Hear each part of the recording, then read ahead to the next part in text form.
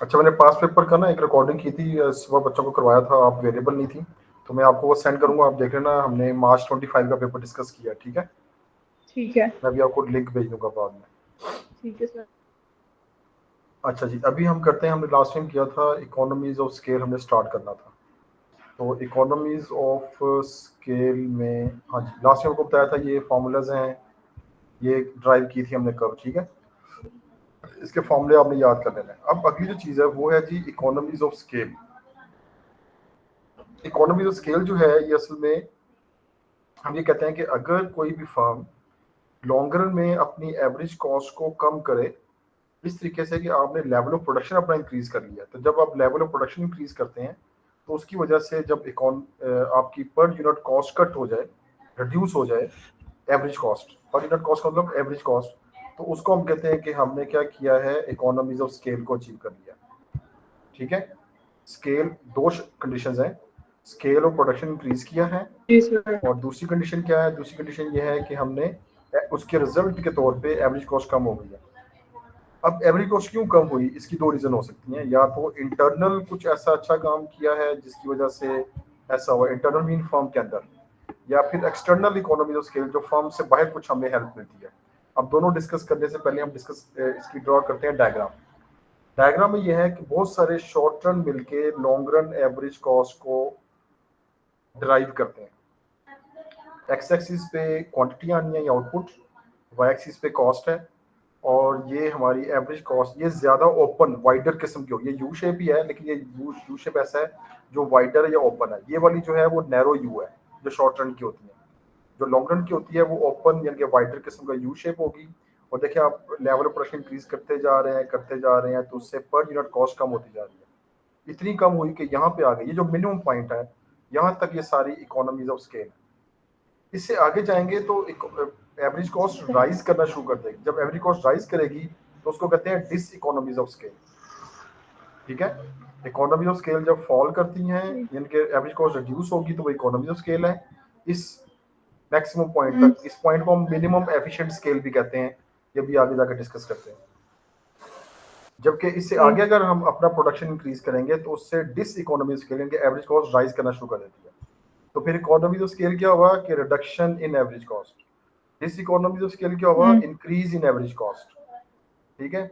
अच्छा, कुछ फर्म्स ऐसी होती हैं जिसका पूरा एक पॉइंट से एक पॉइंट से लेके, फॉर एग्जांपल ये फर्ज कर लें ये 500 है, तो इस 500 के लेवल से लेके यहाँ तक सारी की सारी आपकी जो एवरेज कॉस्ट है वो सेम है, इनके रिड्यूस नहीं हो रही, ना इंक्रीज कर रही है, सेम है, कांस्टेंट है।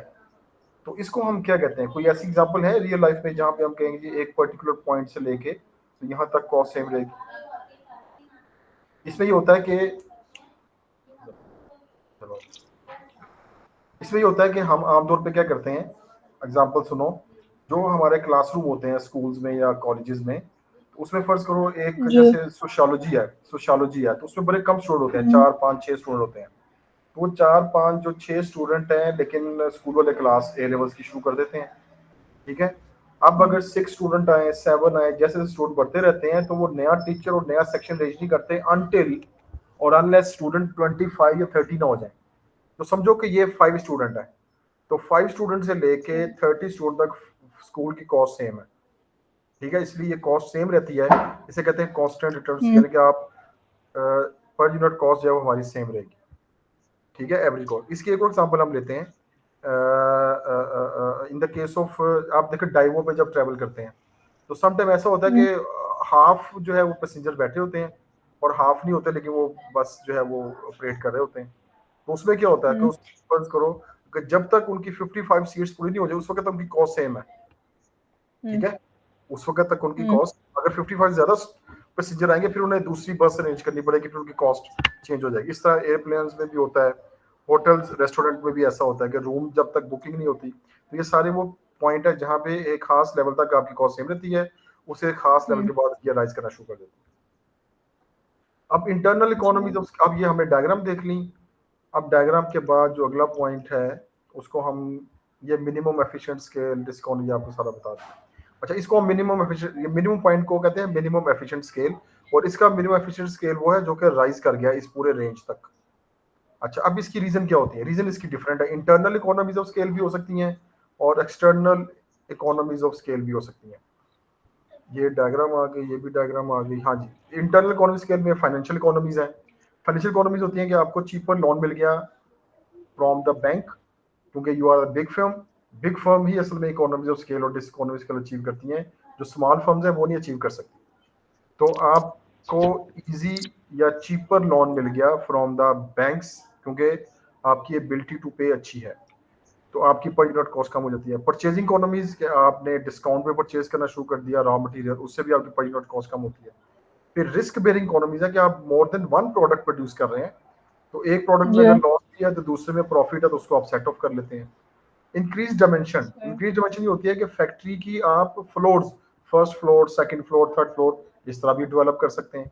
स्पेशलाइजेशन, डिवीजन ऑफ लेबर आप अचीव करते हैं, स्पेशलाइजेशन लेके आते हैं। स्पेशलाइजेशन आप इस तरह भी हम कह सकते हैं कि जब डिवीजन ऑफ लेबर करते हैं तो उससे पर यूनिट आपका जो है वो जो कॉस्ट है वो कम होती है, और आपके जो लेबर है वो क्वालिटी प्रोडक्ट प्रोड्यूस करते हैं और वो स्पेशलाइज हो जाते हैं एक ही काम को बार बार करके।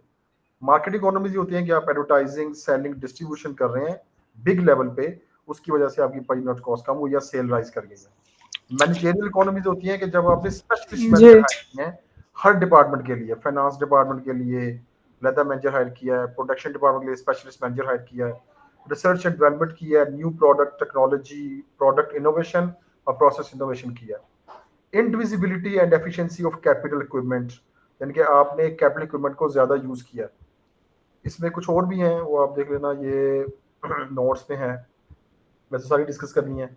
एक फाइनेंशियल इकोनॉमीज हो गई, बल्क बाइंग, परचेजिंग जी। इकोनॉमीज भी हो गई, रिस्क बेयरिंग जब एक से ज्यादा चीजें प्रोड्यूस करते हैं, इंक्रीज डिमेंशन बता दिया, specialisation, managerial, marketing, commercial economies, research and development सारी हो गई। अच्छा, एक्सटर्नल इकोनॉमीज ऑफ स्केल क्या है? यानी कि फर्म के बाहर क्या चेंज आई जिससे आपको बेनिफिट हुआ और आपकी कॉस्ट कम हुई? जब आपका इंफ्रास्ट्रक्चर अच्छा होगा तो कम्युनिकेशन बेटर होगी। कम्युनिकेशन बेटर होने से क्या होता है कि हमारे लिए जो गुड्स प्रोड्यूस करने की जो कॉस्ट है, ट्रांसपोर्टेशन कॉस्ट है, वो कम होगी। इंटरनेट फैसिलिटीज अवेलेबल है, रोड अवेलेबल है, रिमोट एरियाज के अंदर अगर सारी चीजें अवेलेबल हो तो हमारी जो ट्रांसपोर्टेशन कॉस्ट है वो कम हो जाती है। फिर जी। स्किल्ड लोकल लेबर, जैसे सियालकोट के अंदर आपको पता है कि जो लेबर अवेलेबल है स्किल्ड, वो फुटबॉल और जो स्पोर्ट्स इक्विपमेंट है उसको बनाने के लोग, एक्सपर्ट लोग हैं। फैसलाबाद देखें तो वहाँ पे जो टेक्सटाइल के जो स्पेशलिस्ट लोग हैं वो यानी कि जितने भी क्लोथिंग से related specialities type of labour चाहिए वो आपके वहाँ पे अवेलेबल है। एनकिलरी फर्म्स होती हैं या एंसिलरी फर्म्स भी कहते हैं इसको, वो होती हैं जो कि आपकी हेल्पिंग फर्म होती हैं। जैसे टेक्सटाइल सेक्टर है तो टेक्सटाइल सेक्टर में पेंट चाहिए, कलर चाहिए, तो कलर वहाँ पे अवेलेबल है। फिर ये जब फुटबॉल इंडस्ट्री की बात करते हैं वहाँ पे थ्रेड चाहिए, धागा बनाने के लिए, वो भी वहाँ पे अवेलेबल, तो हेल्पिंग फर्म भी वहाँ पे अवेलेबल होती है। फिर आपकी good reputation around the market वो भी डेवलप होती है। फिर स्पेशलिस्ट सप्लायर होते हैं रॉ मटेरियल के, वो भी अवेलेबल होते हैं। स्पेशलिस्ट सर्विसेज अवेलेबल होती हैं आपको, जैसे यूनिवर्सिटी वाले ऐसे कोर्सेज करवाते हैं टेक्सटाइल सेक्टर में जो कि फैसलाबाद में ही अवेलेबल है, ठीक है। और सियालकोट में भी ऐसे, और इस तरह के टेक्सटाइल जो चीजें हैं वो दूसरे सिटीज में चाहे इतनी अवेलेबल ना हो तो वहाँ पे ये चीजें सर्विसेज अवेलेबल होती हैं। स्पेशलिस्ट मार्केट्स अवेलेबल हैं, इंप्रूव इंफ्रास्ट्रक्चर, ये पहले बता दिया। अच्छा, डिस इकोनॉमी स्केल क्या होती है कि आप एवरेज कॉस्ट जो है वो फर्म की राइज कर गई है। तो डिस इकोनॉमी स्केल इंटरनली क्या हुआ कि poor communication with the worker या एम्प्लॉयर की जो कम्युनिकेशन है वो बेटर नहीं थी, जिसकी वजह से आप ट्रस्ट गेन नहीं कर सके अपने लेबर का, तो वो पर यूनिट कॉस्ट जो है वो रिटेलिएशन में वो काम करने को तैयार नहीं है, या कम काम करते हैं, या स्लो काम करते हैं, या एफिशिएंट प्रोडक्शन नहीं करते, तो उससे आपकी जो पर यूनिट कॉस्ट है वो राइज कर जाती है। वर्कर मोटिवेटेड नहीं थे या अनएबल टू कंट्रोल, मैं आपने लेवल प्रोडक्शन इंक्रीज तो कर लिया लेकिन आप उसे कंट्रोल नहीं कर पाए, या पूरे इंडस्ट्रियलेशन है मार्केट के अंदर आपके, तो ये भी डिस इकोनॉमी स्केल की रीजन हो सकती है। एक्सटर्नल डिस इकोनॉमी स्केल क्या होती है कि एक्सटर्नल कॉस्ट ज्यादा है, जैसे पोल्यूशन, एनवायरनमेंट डिस्टर्ब है, उधर का प्रॉपर इंफ्रास्ट्रक्चर अवेलेबल नहीं है, फैक्ट्री प्रोडक्शन अवेलेबल नहीं है जिस स्किल के आपको लोग चाहिए, और रिसर्च एंड डेवलपमेंट लोग शेयर नहीं कर रहे, लैक ऑफ शेयरिंग। सामने कुछ फर्म्स होती हैं रिसर्च डेवलपमेंट करती हैं लेकिन वो दूसरे लोगों के साथ शेयर नहीं करती, पहले उसका बेनिफिट वो खुद लेते हैं उसके बाद लोगों को शेयर करते हैं। तो अभी वो स्टेज अगर चल रही हो जिसमें वो शेयर नहीं करते तो उसमें फिर आपकी external diseconomy scale rise कर जाती है। अच्छा जी, ये भी फिर कभी कभी वो additional question economies of scale के साथ पूछ सकता है कि why do some firms stay small. तो इसकी रीजन ये होती है कि आपका जो मार्केट है वो लिमिटेड है। जैसे हेयर ड्रेसर वो अपनी मार्केट कितनी एक्सपेंड कर सकता है, वो लिमिटेड है। फिर निश मार्केट है या नीच मार्केट है, इसमें ये होता है कि आप स्पेशली सर्विस प्रोवाइड करते हैं जिसमें आपकी पर्टिकुलर ग्रुप ऑफ पीपल है जो कि आपकी, या ग्रुप ऑफ कस्टमर है जो कि आपकी प्रोडक्ट परचेज करता है। सारे लोग आपकी प्रोडक्ट को परचेज नहीं करते। या सपोर्टिव या पेरिफेरल टास्क आप प्रोवाइड करते हैं लार्ज फर्म्स को, तो इसलिए आप बिग फर्म्स नहीं बन पाते। या liquidation large firms make small firms, के स्मॉल बड़ी फर्म जब टूट जाती हैं, यानी कि जब वो क्या होता है, लिक्विडेशन हो जाती है, जब वो फर्म जब सेपरेट हो जाती हैं, या पार्टनरशिप थी अब वो टूट गई है, पार्टनरशिप खत्म हो गई, तो अब वो छोटी छोटी फर्म बन जाती हैं, फिर भी स्मॉल फर्म्स होती हैं। फिर स्मॉल फर्म्स का सर्वाइव करना इजी होता है। It's better to be stay small. Small firms जो हैं वो लार्ज फर्म्स हैं टुमारो की, ये वैल्यूएशन का पॉइंट है। Government also support financial vertically, किसको सपोर्ट करती है गवर्नमेंट? स्मॉल फर्म्स को, इसलिए आप स्मॉल लेना पसंद करते हैं। ओनर का पर्सनल इंटरेस्ट है वो अपना बिजनेस एक्सपैंड नहीं करना चाहता ओनर, इसलिए भी यू स्टे स्मॉल। या स्मॉल लोन्स आपको बड़ी आसानी से मिल जाते हैं दूसरे इंस्टीट्यूशन से, फाइनेंशियल इंस्टीट्यूशन से। और आप इकोनॉमीज ऑफ स्केल अचीव नहीं कर पाते, कर सकते, इसलिए कि आपकी फर्म जो है वो स्मॉल है, तो आप स्टे स्मॉल ही रहते हैं।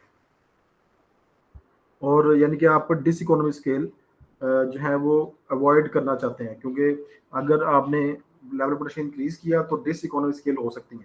ये भी वैल्यूएशन का पॉइंट। अच्छा जी, अब इस चैप्टर का लास्ट जो पार्ट है कॉस्ट का, वो ये है कंपैरिजन है प्रोडक्शन कर्व्स का और कॉस्ट कर्व्स का, जो कल हमने की थी। तो प्रोडक्शन कर्व्स क्या होती हैं कि क्वांटिटी ऑफ लेबर के इंक्रीज करने से हमारी प्रोडक्शन कितनी राइज करी। तो इसके एक्स एक्सिस पे क्वांटिटी ऑफ लेबर है, वाई एक्सिस पे आउटपुट या प्रोडक्शन है। जबकि कॉस्ट कर्व्स में क्या होता है कि एक्स एक्सिस पे आउटपुट होती है, वाई एक्सिस पे कॉस्ट होती है। तो फैक्ट्री में क्या हो रहा है, जरा सोचें कि जब हम नया नया वर्कर हायर करते हैं तो पहले शुरू में प्रोडक्शन ज्यादा होती है अप टू पर्टिकुलर पॉइंट, और उसी सेम टाइम पे जो कॉस्ट है पर यूनिट वो फॉल कर रही होती है, मार्जिनल कॉस्ट फॉल कर रही होती है। After the particular maximum point, MP का जहां मैक्सिमम पॉइंट होगा मार्जिनल प्रोडक्शन का, वहां पे एमसी का मिनिमम पॉइंट होगा। जैसे ही फैक्ट्री के अंदर प्रोडक्शन आप और लेबर हायर करें तो प्रोडक्शन फॉल करना शुरू कर जाती है, जबकि इसके ऑपोजिट यहाँ पे देखें तो कॉस्ट राइज करना शुरू कर देती है। तो इसका बिहेवियर है, जब ये राइज कर रहा हो एमपी तो ये फॉल कर रहा होता है, जब ये मैक्सिमम पे होगा तो ये मिनिमम पे होगा, जब ये फॉल करेगी मार्जिनल प्रोडक्शन तो ये मार्जिनल कॉस्ट जो है वो राइज करेगी। तो ये आपने जब इसे एक्सप्लेन करना है तो पहले आपने बताना है कि एमपी के एक्स एक्सिस पे क्या है, एमसी के एक्स एक्सिस पे क्या है, इसके वाई एक्सिस पे क्या है, इसके वाई एक्सिस बाद ये 3 पॉइंट आपने एक्सप्लेन करना है। दूसरा जो हम कंपेयर करते हैं वो एपी और एवरेज वेरिएबल कॉस्ट को भी कंपेयर करते हैं, उसका भी सेम बिहेवियर है। एपी जब राइज कर रही होती है तो एसी जो है वो फॉल कर रही है, रेड लाइन जो है। जब एपी अपने मैक्सिमम पहुंचेगी तो ये अपने मिनिमम पे होगी, फिर एपी फॉल करना शुरू कर देगी तो एवरेज वेरिएबल कॉस्ट जो है वो राइज करना शुरू कर देगी। और एमपी और एमसी सेम जो ऊपर भी बताया। इसी तरीके से टोटल प्रोडक्शन टोटल कॉस्ट के साथ, टोटल प्रोडक्शन के शुरू में यानी कि इंक्रीजिंग मार्जिनल रिटर्न्स होते हैं कि शुरू में ये फॉल करके फिर राइज करना शुरू करती है, जबकि टोटल कॉस्ट जो है वो एक्स एक्सिस से ओरिजिन से स्टार्ट नहीं होगी बल्कि ऊपर से स्टार्ट होगी। ये इतना जो गैप है ये फिक्स कॉस्ट का गैप है, तो ये पहले इसका अपवर्ड बिहेवियर होगा, फिर नीचे डाउनवर्ड, फिर अपवर्ड होगा। तो ये बिल्कुल रेसिप्रोकल डायग्राम्स हैं जो 3 डायग्राम डिस्कस किए, एपी, एमपी और एमसी, एपी और एबीसी, और टीपी और टीसी। ये तीनों प्रोडक्शन का और कॉस्ट का उसका कंपैरिजन आ जाता है। इसे इस तरीके से भी कंपेयर कर सकते हैं कि टोटल वेरिएबल कॉस्ट जो है टोटल प्रोडक्शन कॉस्ट और एपी और एमपीएल एक तरफ ड्रा कर लें, टीवीसी और एमसी और एबीसी एक तरफ, इस तरह भी कंपैरिजन कर सकते हैं। जो ऊपर आप कंपैरिजन बताया ऐसे भी कर सकते हैं, कोई भी कंपैरिजन करें तो आंसर सेम आएगा। इसके जो आपने वैल्यूएशन पॉइंट लिखने हैं कि क्वालिटी इसमें इग्नोर कर दी हमने, प्रोडक्टिविटी ऑफ लेबर और टेक्नोलॉजी वो भी हमने इग्नोर कर दी, वो भी राइज और फॉल कर सकती है। External factor, pollution, image of the product to the society, infrastructure, वो भी हमारे एक्सटर्नल फैक्टर हैं जो अफेक्ट करेंगे हमारी प्रोडक्शन को और कॉस्ट को, हमने इग्नोर कर दिए। मार्केटिंग इकोनॉमीज और अदर इकोनॉमीज जो कि प्रोडक्शन को और कॉस्ट को अफेक्ट करती हैं वो सारी हमने इग्नोर कर दी। फिर whether the firm is big और स्मॉल, लार्ज फर्म है या स्मॉल फर्म है, ये भी हमने यहाँ पे इग्नोर कर दिया, जो कि आप इसके एवेल्यूएशन में डिस्कस कर सकते हैं। अच्छा जी, और क्या चीजें हैं इसमें? ये क्वेश्चन आ सकता है कि establish the relationship between cost curves and production curve. तो पहले आप सारी ये जब ये ऊपर आपने समझाया सारा, तो हाँ वो जो ऊपर आपने ग्राफ समझाया पूरा वो। उसके बाद आप और इवैल्यूएशन ये वाली आएगी ना जो आपने भी हाँ जी एक्सप्लेन किया बिल्कुल, एवेल्यूएशन सबकी ये वाली होगी। ठीक है।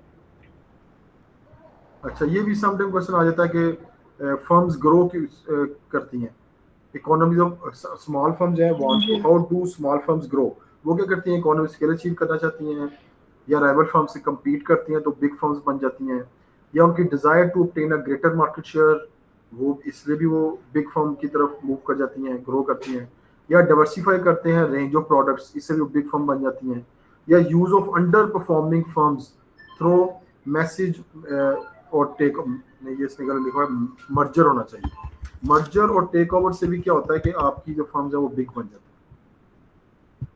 प्रोसेस क्या होता है कि इंटरनल ग्रोथ कर सकते हैं आप, ब्रांच बनाए, एक्सटर्नल ग्रोथ कैसे कर सकते हैं कि हॉरिजॉन्टल इंटीग्रेशन हो सकती है, या वर्टिकल बैकवर्ड फॉरवर्ड इंटीग्रेशन, या लेटरल इंटीग्रेशन। हॉरिजॉन्टल इंटीग्रेशन क्या होती है कि सेम बिजनेस है, सेम वर्किंग लेवल है, तो आप जैसे एक स्कूल दूसरे स्कूल से, एक यूनिवर्सिटी दूसरे स्कूल से, एक कार इंडस्ट्री जैसे जाज और वैलिड जो है वो इन्होंने मर्जर किया। वर्टिकल और इंटीग्रेशन होती है कि एक स्टेप पीछे वाला एक स्टेप आगे वाले से मर्ज कर लें, ठीक है, जैसे सेम प्रोड्यूस करने वाले टेली कम्युनिकेशन के साथ करेंगे तो ये असल में उनके लिए फॉरवर्ड होगा, ठीक है, लेकिन अगर मोबाइल फोन वाले जो है वो किसी शोरूम के साथ करेंगे तो वो फॉरवर्ड वर्टिकल इंटीग्रेशन है। लेटरल इंटीग्रेशन वो होती है जिसमें दो डिफरेंट बिजनेस हैं और वो आपस में क्या करते हैं, जॉइन हैंड कर लेते हैं या इकट्ठा बिजनेस स्टार्ट कर लेते हैं। फिर ये एक छोटा सा कंसेप्ट है, अकाउंटिंग प्रॉफिट और इकोनॉमिक प्रॉफिट में क्या डिफरेंस है। इकोनॉमिक प्रॉफिट में हम total revenue minus total cost और माइनस अपॉर्चुनिटी कॉस्ट भी करते हैं, लेकिन जब अकाउंटिंग प्रॉफिट होता है तो उसमें सिर्फ टोटल रेवेन्यू और टोटल कॉस्ट को माइनस करते हैं, उसमें अपॉर्चुनिटी कॉस्ट नहीं लेते। तो जो इकोनॉमिस्ट हैं वो असल में कंसिडर करते हैं अपॉर्चुनिटी कॉस्ट को भी, लेकिन जो अकाउंटेंट हैं वो अपॉर्चुनिटी कॉस्ट को कंसिडर नहीं करते। इसलिए हम ये कहते हैं कि जब टोटल रेवेन्यू टोटल कॉस्ट से ज्यादा होगा तो वो प्रॉफिट को शो करेगा, जैसे देखते हैं, जब ये इक्वल होगा तो वो ब्रेक इवन को शो करेगा, और जब वो राइज करेगा तो ये इकोनॉमिक प्रॉफिट जो है वो total revenue minus total cost minus both explicit और इम्प्लिसिट कॉस्ट। अकाउंटिंग प्रॉफिट में total revenue total cost minus करेंगे, इम्प्लिसिट कॉस्ट शामिल नहीं करते। इम्प्लिसिट कॉस्ट का मतलब अपॉर्चुनिटी कॉस्ट। फर्म्स मैक्सिमाइज करती हैं अपने इकोनॉमिक प्रॉफिट को, जितनी भी कॉस्ट कर्व्स होती हैं वो सब इम्प्लिसिट और एक्सप्लिसिट को दोनों शामिल करते हैं। एक्सप्लिसिट कॉस्ट का मतलब ये है कि उसमें फिक्स कॉस्ट और वेरिएबल कॉस्ट होगी, इम्प्लिसिट कॉस्ट का मतलब है अपॉर्चुनिटी कॉस्ट। इकोनॉमिक प्रॉफिट का मतलब है कि आपका सुपरनोमल प्रॉफिट, इसमें टोटल रेवेन्यू टोटल कॉस्ट से ज्यादा होती है। Economic profit less than zero, इसे कहते हैं सब नॉन प्रॉफिट यानी कि लॉस, इसका मतलब टोटल रेवेन्यू कम है टोटल कॉस्ट ज्यादा है। Economic profit is equal to zero, इसका मतलब है नॉर्मल प्रॉफिट जिसे हम total revenue is equal to total cost. और जो अकाउंटिंग प्रॉफिट होता है वो आमतौर पे अबव जीरो हो तो उसे हम कंसिडर करते हैं कि ये हमारा प्रॉफिट है, अगर ये लेस देन जीरो होगा तो वो उसे कॉस्ट कंसिडर करते हैं। तो नेक्स्ट टाइम इंशाल्लाह मार्केट स्ट्रक्चर हम स्टार्ट करेंगे, उसके भी 2-3 टॉपिक इकट्ठे मार्केट स्ट्रक्चर, हाँ जी, मोनोपोली वगैरह, ठीक है, ओके जी। ठीक है सर।